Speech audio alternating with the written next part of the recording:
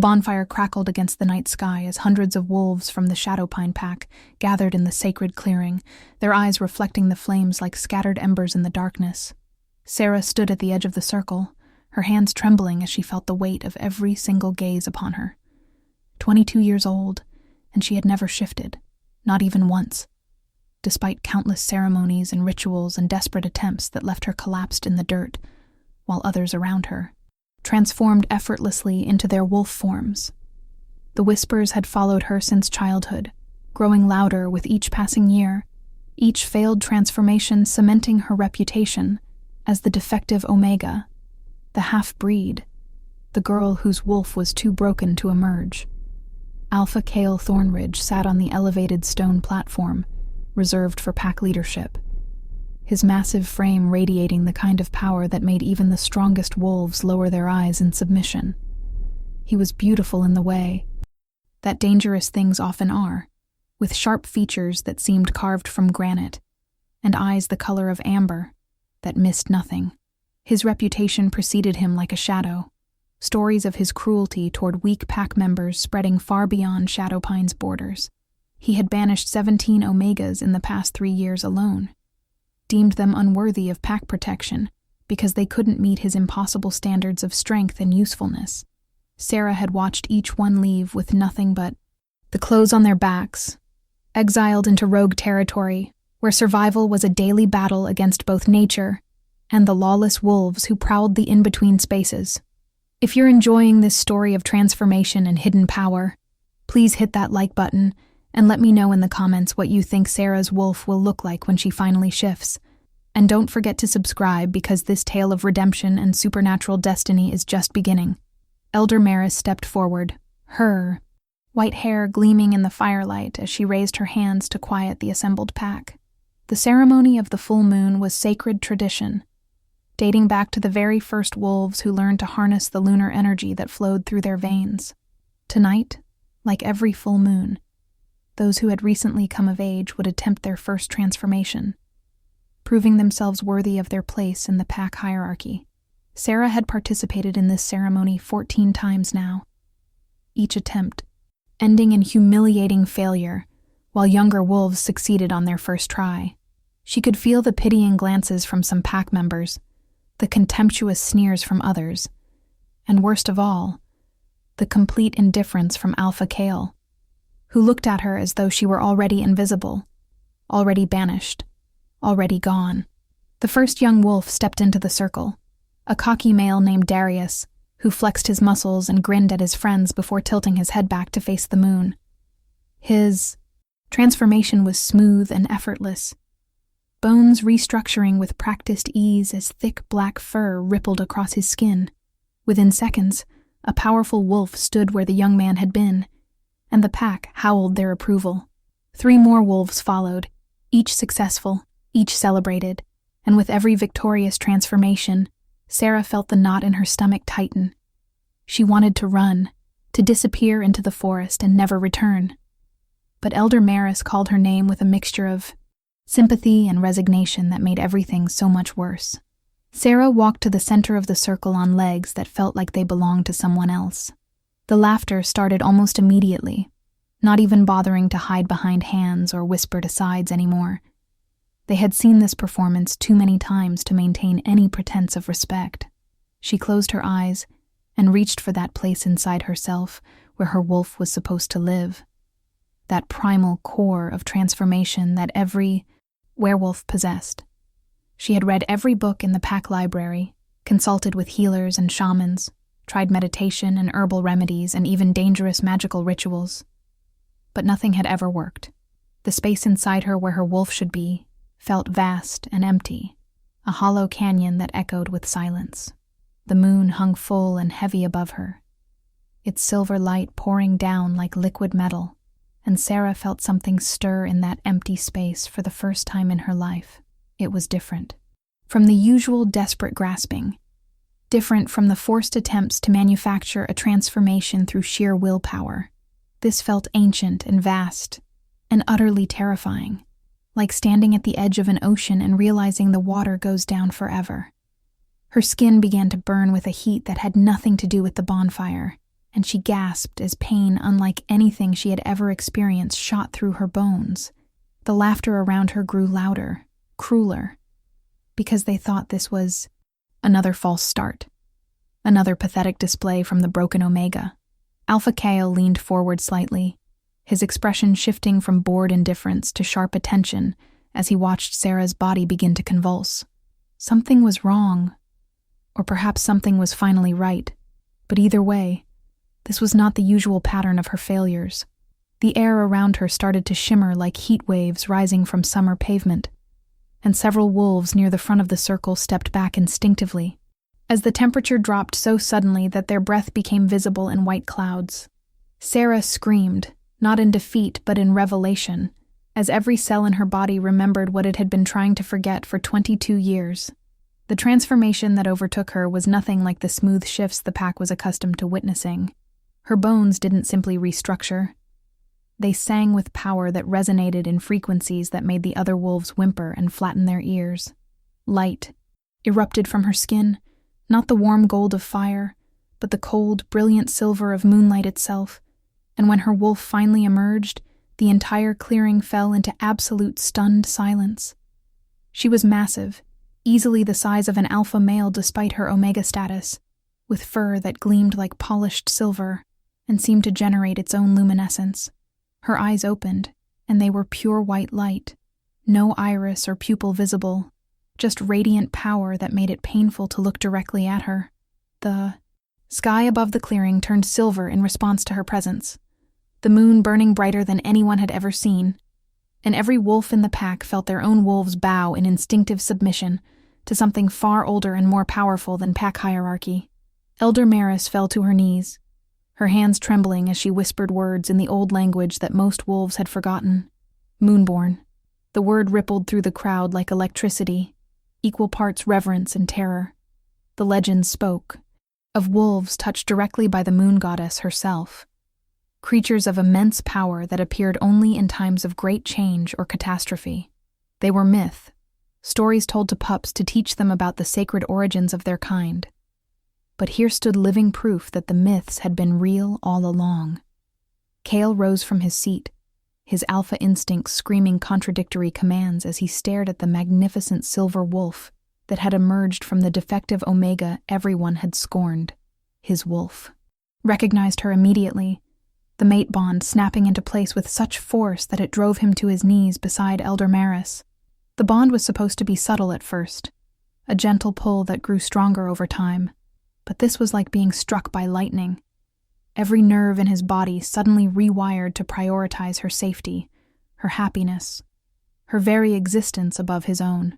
He had never wanted a mate, viewed the bond as a weakness that would compromise his absolute authority, and the fact that fate had chosen this particular moment to saddle him with the most powerful and therefore most dangerous wolf he had ever encountered felt like a cosmic joke. Sarah's wolf turned those blazing white eyes on Kale, and for the first time in his adult life, he felt genuine fear. Not the calculated wariness of facing a strong opponent, but the primal terror of standing before something that could unmake him with a thought. Her wolf radiated judgment, and he knew with absolute certainty that she could see every cruel decision he had ever made, every Omega he had banished, every act of callous dominance he had justified as necessary leadership. The mate bond showed him her pain, too. 22 years of humiliation and loneliness, and desperate attempts to be enough, to be worthy, to be seen as something other than broken. He saw the night her mother died, watched through Sarah's 5-year-old eyes as the pack council dragged a woman with silver-streaked hair into the forest and never brought her back. The memory hit him like a physical blow because he recognized that night. He had been there, barely 18 years old, newly elevated to elite guard status under the previous alpha. They had told him the woman was dangerous, that her strange powers threatened pack stability, and he had stood silent while they murdered her in a clearing not far from where they stood now. He had told himself he was just following orders, that he was too young and powerless to intervene. But the truth was that he had been relieved when she died because her very existence had terrified him. She had been moonborn too, and the pack leadership had killed her before her daughter's powers could manifest, hoping to end the bloodline. Clearly, they had failed. Take a moment to like this video if you're as shocked as the pack by Sarah's transformation. And comment below whether you think Kyle deserves a chance at redemption, or if his past actions are unforgivable. Subscribe to follow this journey of power, destiny, and the possibility of change. Sarah shifted back to human form as suddenly as she had transformed, standing naked in the center of the circle with silver light still dancing across her skin like aurora borealis. Someone threw a cloak over her shoulders, but she barely noticed, too busy trying to process everything that had just happened. Her wolf was still there, no longer silent and hidden, but vibrant and present in her mind. A consciousness vast and ancient that carried memories that were not her own. She saw the first wolves, created by the moon goddess as guardians of the boundary between the mortal world and the realm of spirits. She saw her mother's face, not just the fragmented memories of a traumatized child, but clear and whole, understanding for the first time what her mother had been and why she had died. Kyle approached slowly, his hands raised in a gesture of non-aggression that looked absurd, coming from the most dominant alpha in 3 territories, the mate bond. Pulled at both of them like a physical cord, demanding proximity and connection. But Sarah's newly awakened instincts warned her that this male was dangerous, despite what fate claimed about their compatibility. His wolf might recognize her as mate, but his actions had proven him an enemy to everything her mother had stood for. She could feel his guilt like acid in her mouth through the bond, could sense that he knew exactly what she had seen in those flash of inherited memories. And the knowledge that he had been complicit in her mother's murder made her want to tear him apart. The pack was growing restless, confused by the sudden shift in power dynamics, and unsure how to react to the revelation that their weakest member was actually their strongest. Beta Marcus, Kale's second in command, pushed through the crowd with his hand on his weapon, clearly viewing Sarah as a threat that needed to be neutralized. Several other high-ranking wolves moved to flank him, and Sarah realized with cold clarity that they were going to try to kill her just like they had killed her mother. History was attempting to repeat itself, the pack leadership once again choosing to destroy what they could not control rather than adapt to change. Kale moved faster than Sarah would have thought possible for someone his size, putting himself between her and Marcus with a snarl that made the beta freeze mid-step. The alpha command in his voice was absolute when he spoke, the kind of order that no pack wolf could physically resist. "Stand down," he said, and the words carried weight that went beyond sound. A pressure that forced submission from every wolf in the clearing except Sarah, whose moonborn nature made her immune to such dominance displays.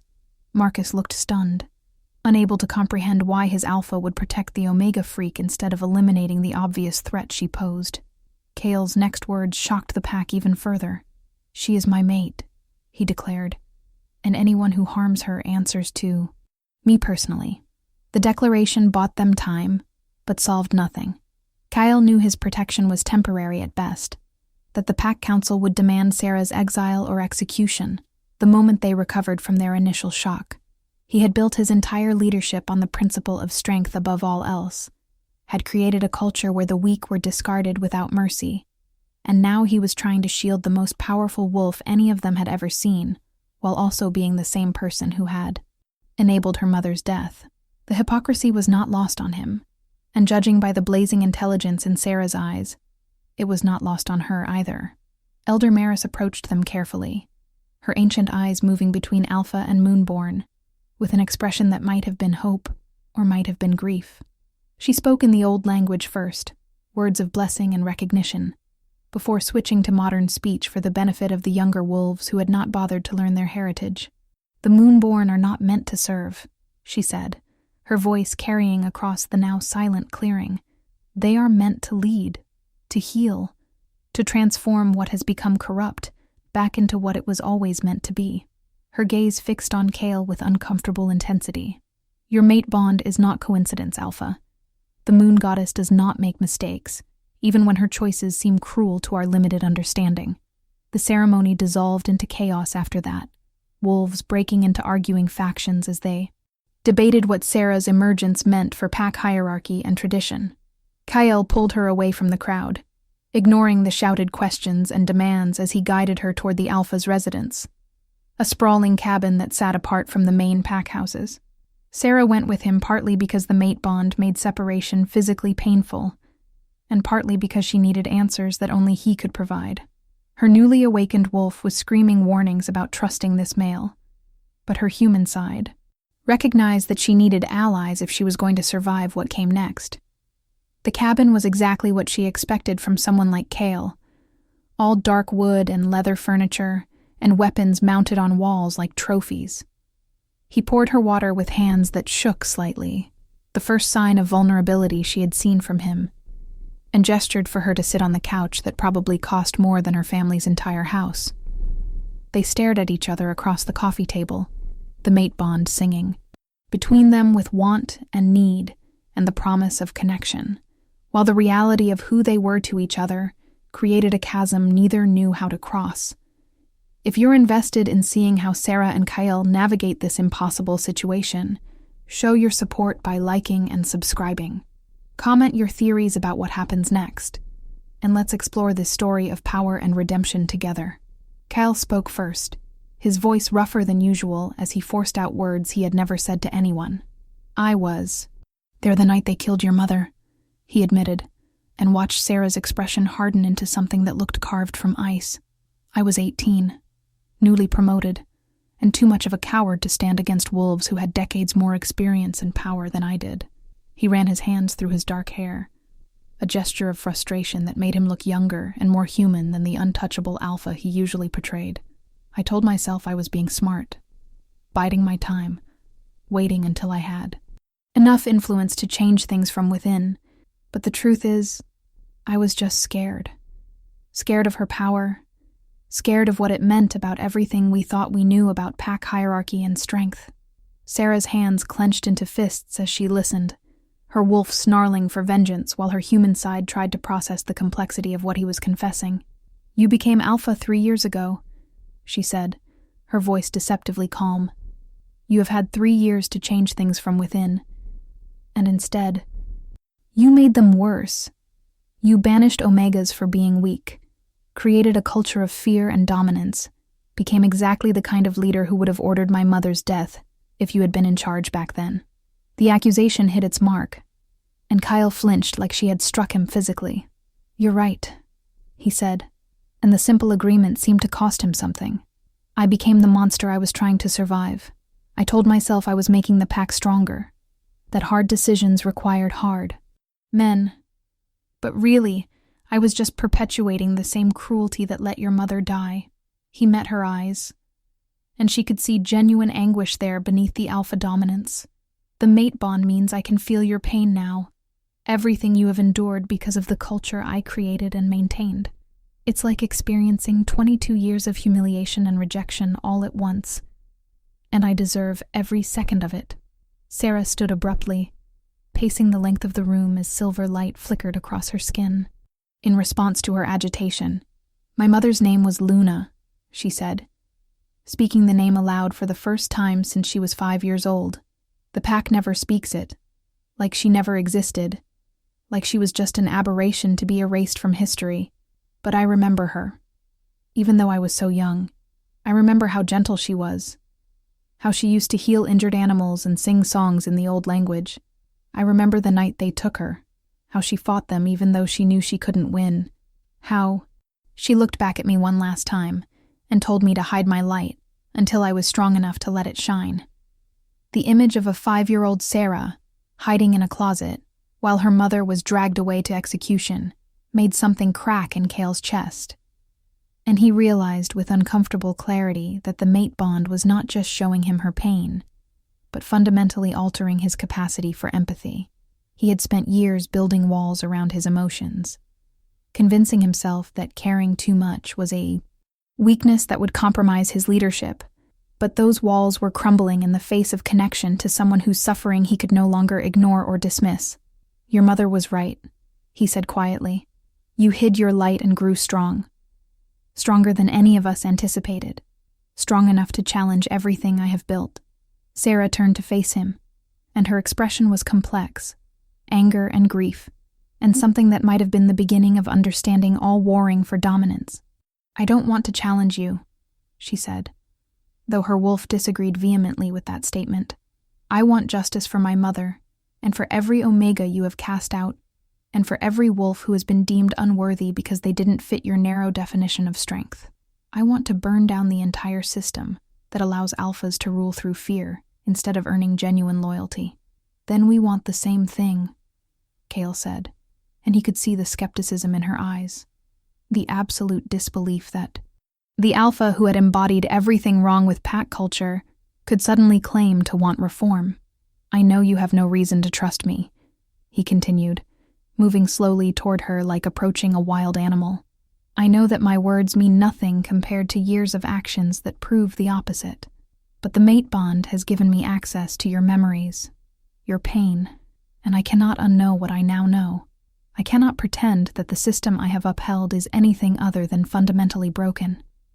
The Pack Council convened an emergency meeting the following morning, summoning both Kale and Sarah to answer for the disruption to tradition and hierarchy. The council chamber was a circular room in the oldest building in Pack territory, its walls covered with carvings that depicted the founding of Shadowpine and the great battles that had established their borders. 12 wolves sat in judgment, the eldest and supposedly wisest members of the pack, though Sarah noted that all 12 were male and all 12 were alphas or high-ranking betas. There were no omegas on the council, no females, no young wolves who might bring fresh perspectives to ancient problems. Head Counselor Darius, not to be confused with the young wolf from the previous night's ceremony, was in his 70s and had served on the council longer than Sarah had been alive. He looked at her with the kind of disgust usually reserved for rogue wolves and traitors, his lip curling as he took in her omega status and female form. "The Moonborn are a curse, not a blessing," he declared without preamble. "History shows they bring only chaos and destruction. Your mother nearly tore this pack apart with her radical ideas about equality and shared leadership. We eliminated that threat once, and we will do so again." Kyle's growl was low and dangerous, his alpha presence expanding to fill the room like a physical force. "You will not threaten my mate," he said. And there was nothing civilized in his tone now, just primal, protective fury that made even the counselors shift uneasily. "The Moonborn are sacred, blessed by the moon goddess herself, and you speak of them like they are abominations to be destroyed." Counselor Marcus, the beta's father and equally traditionalist, stood to face Kale directly. "Your father would be ashamed to see you defending this Omega," he said, with deliberate cruelty. "He built this pack's strength on the principle that power respects only power, that weakness must be culled for the good of the whole. You have upheld that principle for 3 years, banishing those who could not meet our standards, and now you betray everything he taught you for a girl who could not even shift until last night." Before Sarah could hear Kale's response, her wolf surged forward with enough force to make her vision go silver. She felt her power unfurl like wings, felt the moonlight that perpetually lived in her blood rise to the surface. And when she spoke, her voice carried harmonics that human vocal chords should not be able to produce. "My mother did not nearly tear this pack apart with radical ideas," she said, and the temperature in the room dropped until frost began forming on the stone walls. "She tried to save it from the cancer of cruelty and supremacy that you have allowed to spread unchecked. She advocated for a council that represented all wolves, not just the strongest males. She pushed for laws that protected the vulnerable, instead of punishing them for circumstances beyond their control. And you murdered her for it because you were more interested in maintaining your power than doing what was right. Drop a like if you think the council is about to face consequences for their past actions, and subscribe to see how this confrontation unfolds. Let me know in the comments if you believe systems can be reformed from within, or if they need to be completely dismantled. The counselors reacted exactly as Sarah expected, with outrage and threats and demands that Kale control his mate before they were forced to take action. But something had shifted in Kale during the long night he had spent processing Sarah's memories and his own complicity in perpetuating the system that had killed her mother. He stood, and his alpha command when it came was directed not at Sarah, but at the council itself. Enough. he said, and the word reverberated with power that made the oldest wolves bow their heads in involuntary submission. The council is dissolved, effective immediately. We will restructure pack leadership to include representation from all ranks, all genders, all wolves who have stake in our collective future. The chaos that followed was predictable, counselors shouting about tradition and proper procedure, and the alpha overstepping his authority. But Kale had spent 3 years consolidating power, ensuring that his word was absolute law, and now he was using that authoritarian control to dismantle the very system that had granted it. The irony was not lost on anyone, least of all Sarah, who watched with complicated emotions as her mate essentially staged a coup against his own government in her name. Elder Maris appeared in the doorway as if summoned by the conflict, her presence commanding immediate attention despite her lack of official rank or title. She had been advisor to 4 alphas before Kale, witness to decades of pack history, and her word carried weight that transcended formal hierarchy. "The alpha is within his rights," she said calmly, moving to stand beside Sarah in a deliberate show of support. Pack law grants him absolute authority in matters of pack security and survival, and he has deemed the current council structure a threat to both. Her eyes swept the assembled counselors with something that looked like disappointment. "You have grown comfortable in your power, forgetting that leadership is supposed to be service, not dominance." The restructuring of pack leadership took weeks of contentious meetings and heated debates. Kyle created a provisional council that included wolves from every rank, insisting on equal representation for omegas, females, and younger pack members who had previously been excluded from decision-making. The traditionalists fought him at every turn, but the mate bond with Sarah had fundamentally altered his priorities, making him willing to burn down everything he had built if it meant creating something better from the ashes. He discovered that many pack members had been quietly suffering under the culture of strength worship, afraid to speak up for fear of being labeled weak and facing exile. Sarah used her newfound position as the alpha's mate to establish a sanctuary for wolves who had been banished under the old regime, sending runners to rogue territories with offers of safe return and full pack restoration. 17 omegas came back, some with children they had borne in exile, all with stories of hardship and survival that made even the most traditionalist wolves uncomfortable. Sarah stood before the pack and shared their stories, forcing everyone to confront the real cost of the policies they had supported or tolerated. She spoke of omegas who had died from exposure or rogue attacks, of families torn apart, of potential that had been wasted because the pack valued dominance over compassion. The work was exhausting and often felt futile. But slowly, incrementally, things began to change. Kale implemented new laws that protected pack members from arbitrary exile, requiring council approval and documented cause rather than alpha whim. He established appeal processes and created roles for omegas in pack defense and decision-making, positions that had previously been restricted to alphas and betas. He trained with Sarah daily, learning to access the deeper aspects of his alpha power, not for domination, but for protection and healing, understanding for the first time that true strength came from lifting others up, rather than keeping them down.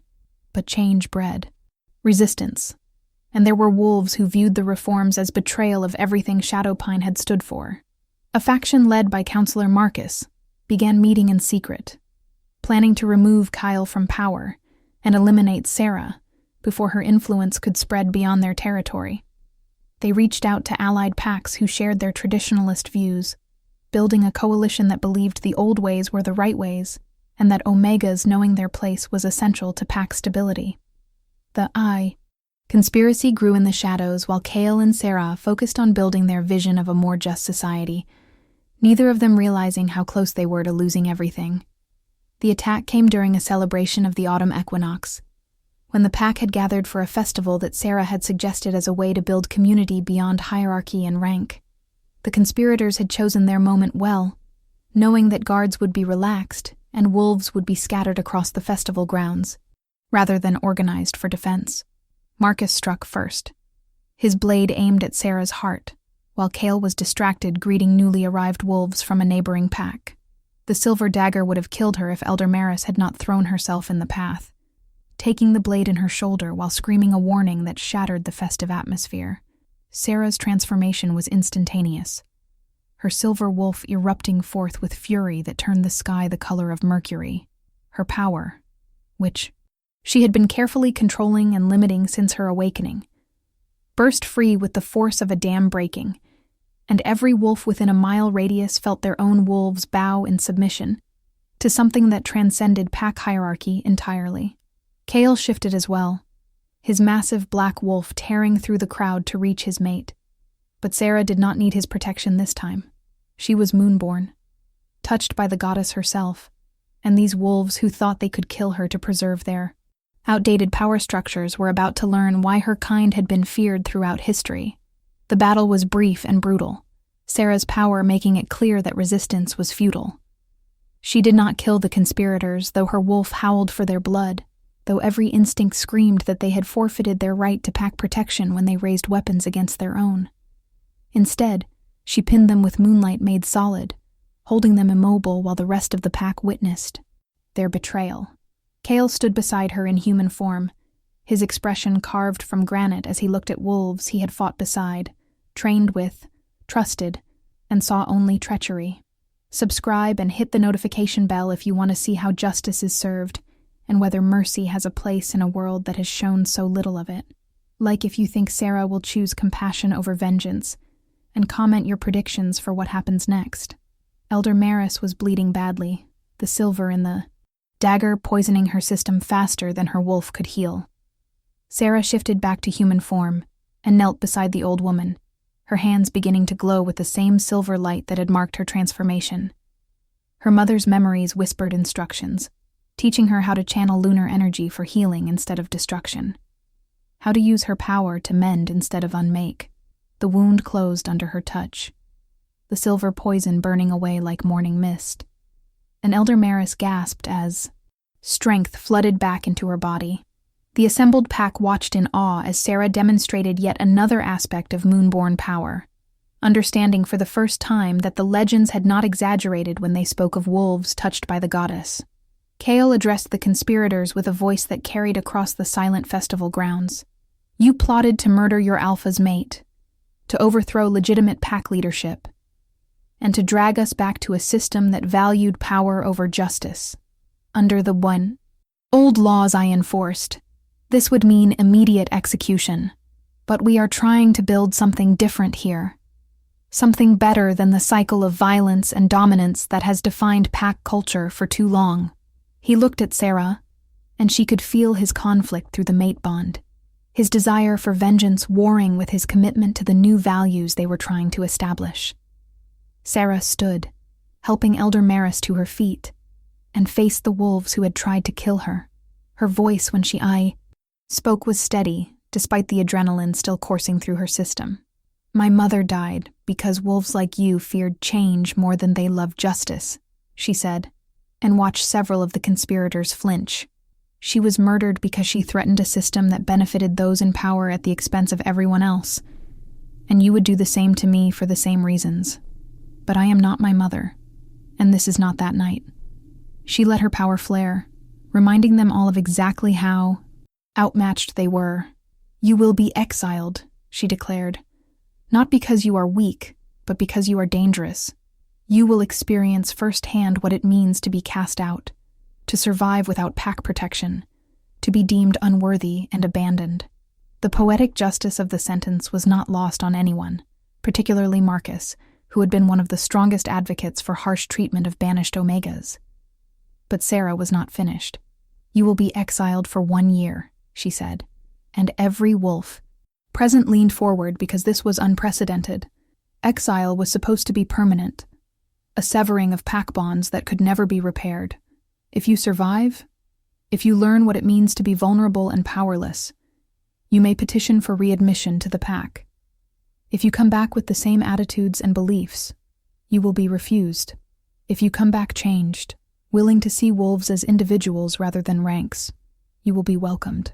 Kyle implemented the sentence immediately, stripping the conspirators of their pack marks and escorting them to the border personally. Sarah watched them go and felt no satisfaction, only a deep weariness that came from understanding how much work remained ahead. Changing laws was the easy part. Changing hearts and minds, overcoming generations of ingrained hierarchy and casual cruelty, that was the real challenge, and she was not naive enough to think a few dramatic demonstrations of power would solve everything. The festival resumed eventually, though the mood was subdued, wolves processing what they had witnessed and what it meant for their understanding of pack structure and leadership.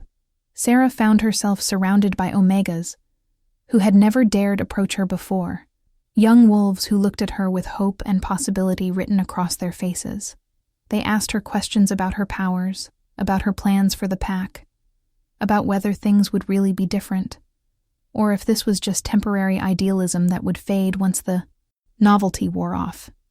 She answered as honestly as she could, making no promises except that she would fight every day to ensure that no wolf was ever again deemed worthless simply for being born Omega. Kale found her hours later, sitting alone by the dying bonfire while the pack gradually dispersed to their homes. He settled beside her without speaking, their shoulders touching in a point of contact that the mate bond seized upon with almost desperate intensity. They had been so focused on pack, politics and restructuring that they had barely explored the personal connection between them, the relationship that was supposed to be the foundation of their partnership. Sarah was acutely aware that she barely knew this male beyond his reputation and his recent actions, that the mate bond created intimacy without necessarily creating understanding. "I meant what I said about tearing down the old system," Kale said finally, his voice low enough that only she could hear. "But I need you to understand that I am still learning how to be the kind of leader this new vision requires. I have spent 3 years as a tyrant, and those habits do not disappear overnight." He turned to look at her, and in the firelight, his eyes held vulnerability that the all-powerful Alpha would never have allowed anyone else to see. "I will make mistakes. I will default to dominance when I should choose collaboration. I will need you to call me out when I revert to old patterns." Sarah studied his face, seeing, past the carefully maintained Alpha mask, to the damaged wolf beneath. "You were 18 when my mother died," she said, and felt him tense beside her. Barely an adult, newly promoted, surrounded by wolves who had decades more experience. "I have spent weeks hating you for not saving her, for being complicit in her murder. But the truth is that I do not know what I would have done in your position.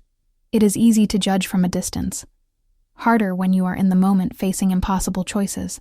"That does not excuse my cowardice," Kale said roughly, "and it certainly does not excuse the 3 years I spent as Alpha perpetuating the same cruelty.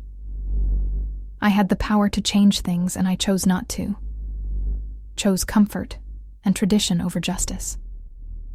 He reached for her hand tentatively, and she let him take it, feeling the spark of connection that jumped between their skin. "The mate bond showed me your memories, but you have not had the same access to mine. Would you like to see what made me into the monster I became?" Make sure to like this video if you want to see Kale's backstory revealed, and subscribe for more of this story about facing the past and choosing to be better. Comment whether you think understanding someone's trauma excuses their harmful actions or just explains them. Sarah hesitated, then nodded, and Kyle dropped the mental shields that every Alpha learned to maintain. The memories flooded through the mate bond like a river breaking through a dam. She saw his childhood, the youngest son of an Alpha, who believed that love made wolves weak, and that only through harsh discipline could true strength be forged. She felt his fear as his father beat obedience into him, his desperation to be good enough, strong enough, worthy of the family name. She watched him witness his father execute a beta who had questioned a direct order, understanding for the first time that disagreement meant death in the world his father ruled. She saw the night Luna died through Kale's eyes, saw him standing in the forest clearing with the other guards, while the council surrounded her mother with silver chains.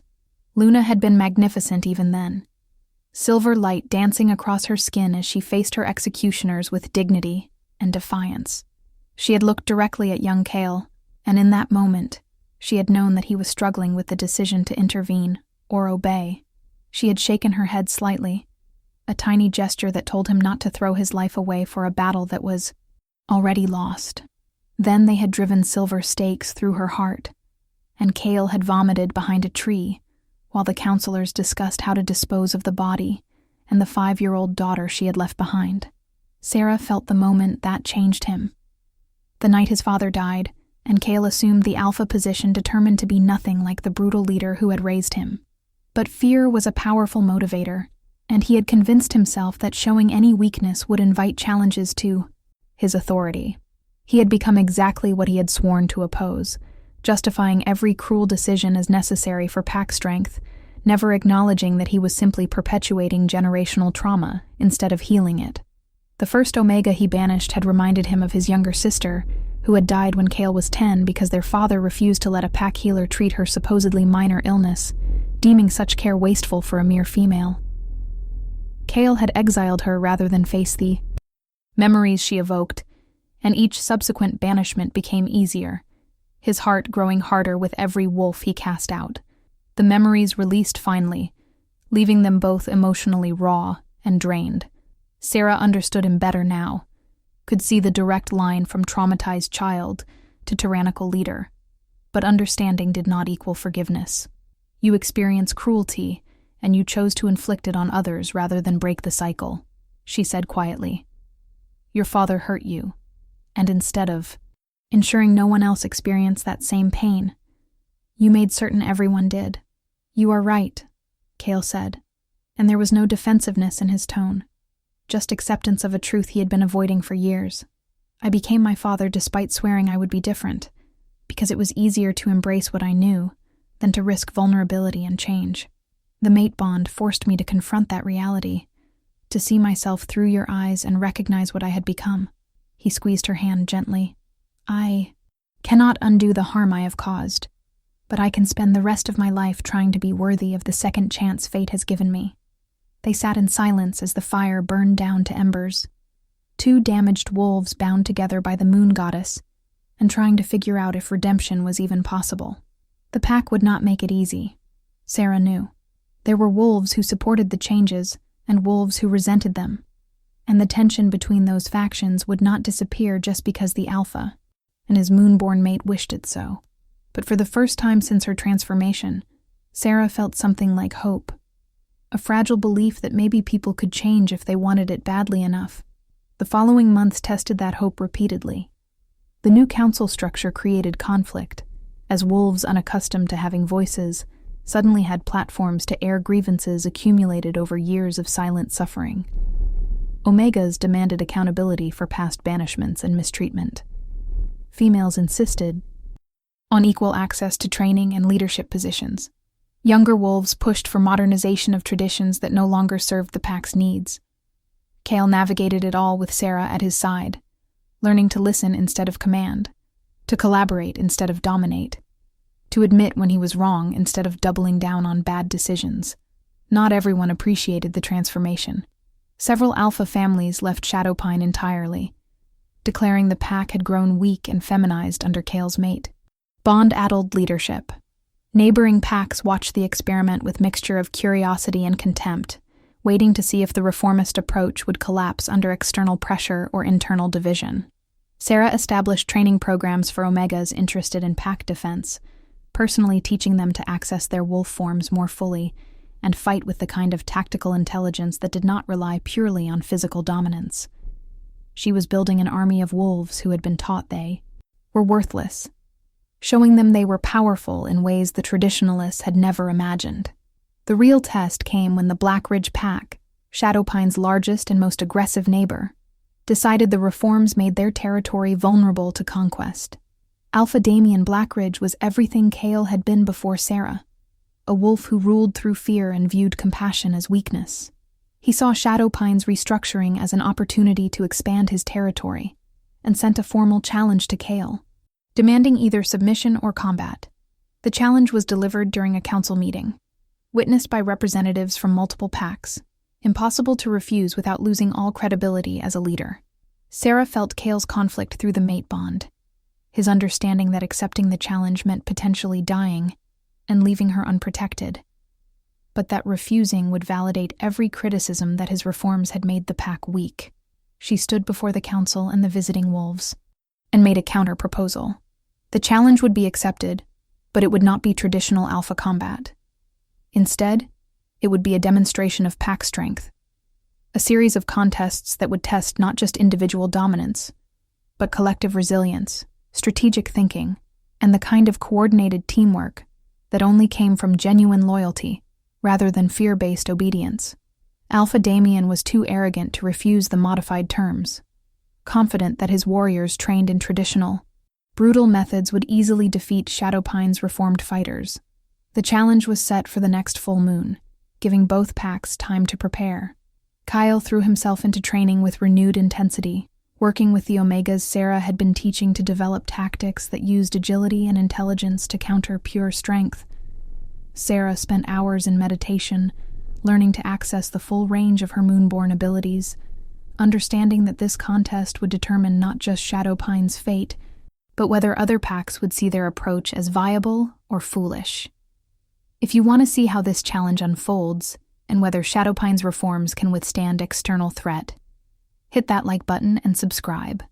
Comment your predictions for the contest, and whether you think compassionate leadership can compete with traditional dominance. The night of the challenge arrived with storm clouds gathering overhead, lightning illuminating the designated neutral ground where multiple packs had assembled to witness the contest. Damien brought his 50 strongest warriors, massive, brutal wolves, who looked at Shadowpine's mixed-rank delegation with unconcealed contempt.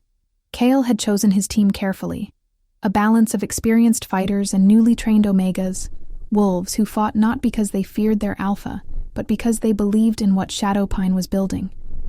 The first contest was traditional combat, 5 warriors from each pack fighting until surrender or incapacitation. Damien's wolves were savage and efficient, their attacks coordinated through years of training that prioritized victory over mercy. Shadowpine lost the first 2 matches, their fighters hesitating to deliver killing blows in ways that Blackridge's warriors did not. Sarah felt the watching pack's judgment, could sense them writing off the experiment as noble but naive. Then her Omegas stepped into the ring, 3 wolves who had spent their lives being told they were too weak to matter, and they fought with a desperation and creativity that caught Blackridge completely off guard. They used their smaller size for speed, worked together with precision that came from genuine trust, and won 3 consecutive matches that left the neutral ground in stunned silence. The second contest tested pack coordination and problem-solving, teams racing to navigate a dangerous obstacle course that required strategic thinking and mutual support. Blackridge's warriors approached it like individual challenges, the strongest wolves charging ahead while the weaker fell behind. Shadowpine moved as a unit, helping each other over obstacles, using their diverse skill sets in complementary ways, and finished in half the time Blackridge required. The watching alphas began murmuring among themselves, reconsidering their assumptions about strength and efficiency. The final contest was a hunt, both packs pursuing the same prey with the winner determined by who made the kill. But Sarah had convinced Kale to make one modification, proposing they hunt not a deer or boar, but a threat to all packs, a rogue wolf who had been terrorizing the neutral territories and killing indiscriminately. Damien agreed, viewing it as an opportunity to demonstrate his warriors' superior tracking and killing skills. What he did not anticipate was that Sarah's reformed approach extended to rogues as well, that she saw them not as irredeemable threats, but as broken wolves who needed help. The hunt led both packs deep into rogue territory, following the trail of the killer who had evaded pack justice for months. Blackridge found him first, cornering the massive scarred wolf in a dead-end canyon and preparing for the killing blow. But Sarah reached them before Damien could strike, her silver wolf interposing between predator and prey with moonlight radiating from her fur-like armor. She did not attack the rogue, instead meeting his wild, terrified eyes with calm authority that cut through the madness that had consumed him. Through the mate bond, she showed Kale what she saw, the pain and trauma that had driven this wolf to mindless violence, the memories of abuse and exile that had broken his sanity. Sarah shifted to human form, standing naked and vulnerable before a wolf who could easily kill her. And she spoke to him in the old language, words of recognition and healing that her mother's memories had taught her. The rogue shifted as well, revealing a male barely older than Sarah herself, his body covered in scars that told stories of prolonged suffering. He collapsed at her feet, and she knelt beside him, her hands glowing with lunar healing energy as she began the delicate work of mending a shattered mind. The assembled packs watched in silence as the Moonborn demonstrated that her power was not just for destruction, but for salvation. That strength could mean saving an enemy rather than simply defeating them. Kale stood beside her in human form, his alpha presence protecting them both. While Sarah worked, he looked at Damien and spoke clearly enough for all the witnesses to hear. "This is what Shadowpine has become," he said.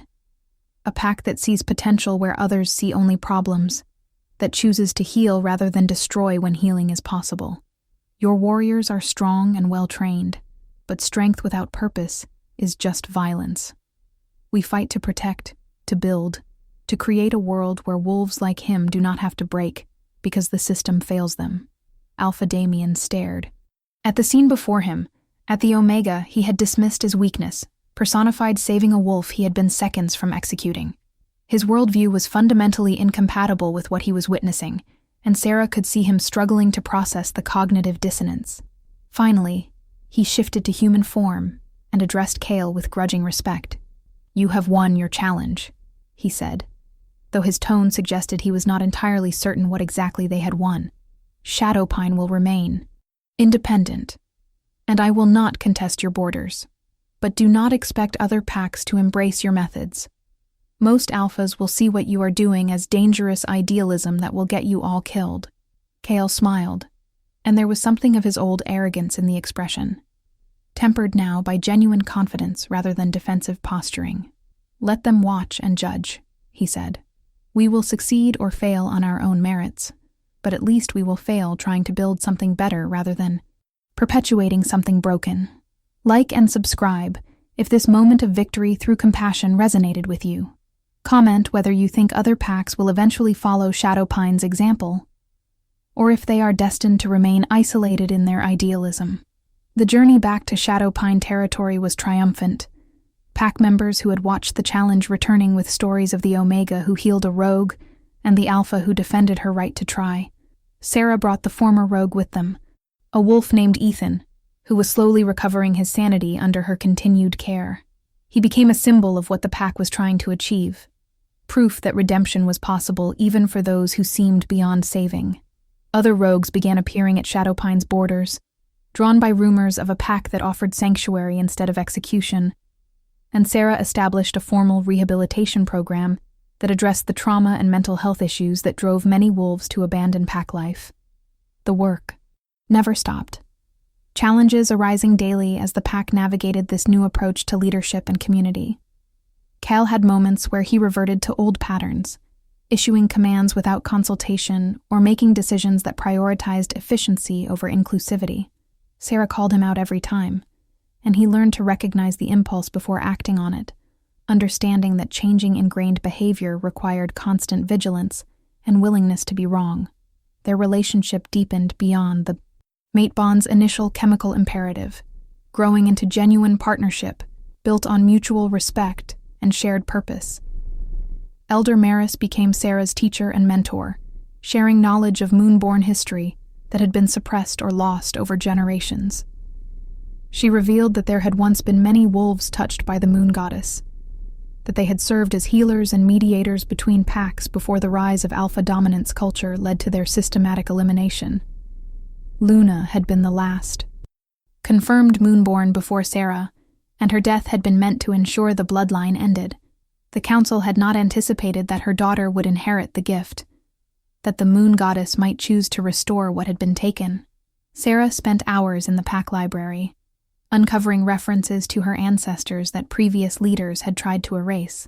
She found journals written by Moonborn healers, describing their abilities and their mission to maintain balance between packs.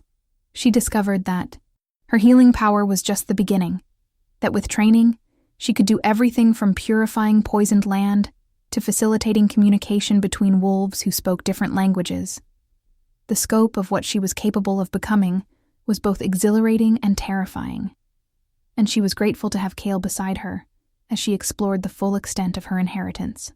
A year after the challenge, on the anniversary of Sarah's first transformation, the pack gathered for a celebration that had nothing to do with hierarchy or dominance. They had invited wolves from neighboring packs, including some from Blackridge who were curious about Shadowpine's methods and wanted to see if the reforms had survived initial implementation. Sarah stood before the assembled crowd and spoke about her mother, sharing Luna's story properly for the first time, ensuring that her memory was honored rather than erased. She dedicated a memorial in the center of pack territory, a silver statue of a wolf with eye, light emanating from its form, a reminder of what had been lost and what they were building to ensure it never happened again. Kale announced the return of the exiled conspirators, the wolves who had tried to kill Sarah and overthrow his leadership. They had survived their year in rogue territory, and they returned changed, humbled by the experience of vulnerability and grateful for the chance to rejoin pack life.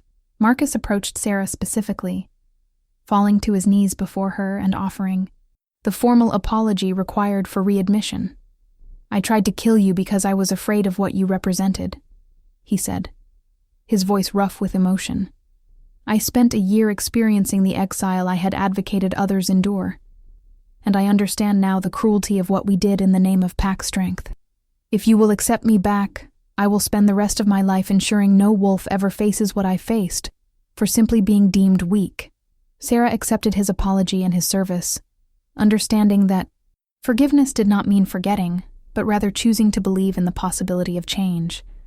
Not all the conspirators returned, some having died in exile, others choosing to remain rogue rather than submit to the reformed pack structure.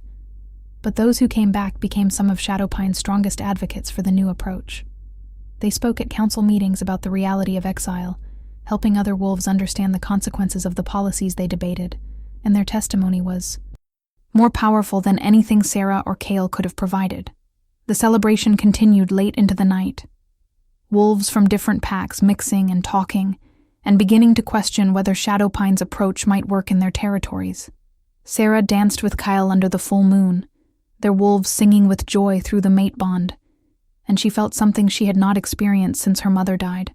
She felt home, genuine belonging in a community that saw her as valuable rather than defective, powerful rather than weak.